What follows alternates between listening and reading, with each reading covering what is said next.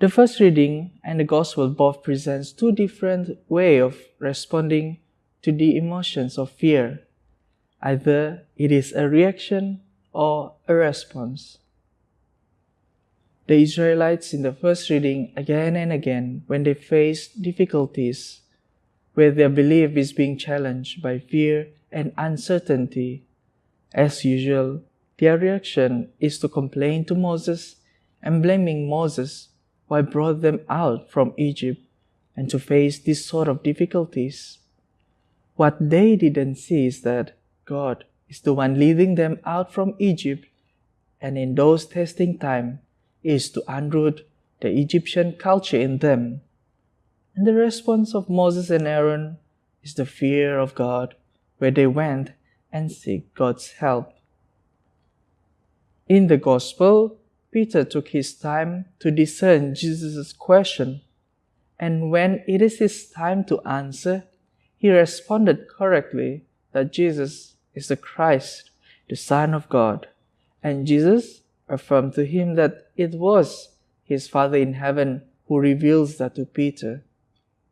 After that, when Jesus told them that he was destined to go to Jerusalem and suffer, to be put to death, and to be raised on the third day, what was Peter's reaction?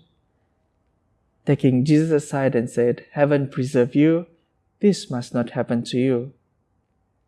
Because Peter was so quick to react, he didn't pay attention to the details that Jesus will raise on the third day.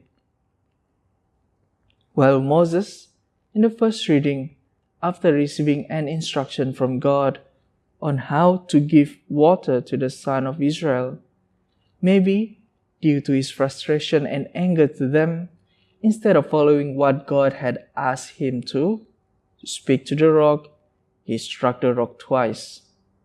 This was not only disobedience, but I also believe a regretful moment for him, because he had to be responsible for his action. I think we all know that fear is our natural emotion and a survival mechanism. When we are confronted with a threat, our bodies respond in many ways because of our adrenaline rises and makes us extremely alert. The same goes with our faith. When uncertainties comes, doubts, challenges, and difficulties in life pulling us down, there is where our faith should be the adrenaline that brings us up again. Although it is difficult because as humans, our minds sometimes cannot accept what is beyond reasoning.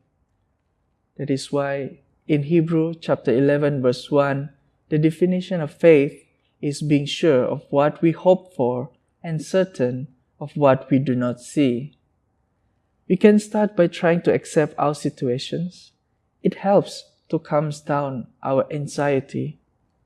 And in hope, we place our fears in God's hands and ask Him to give us strength, because faith is the remedy for all fears in helping us to respond wisely, slowly, but surely in difficult times.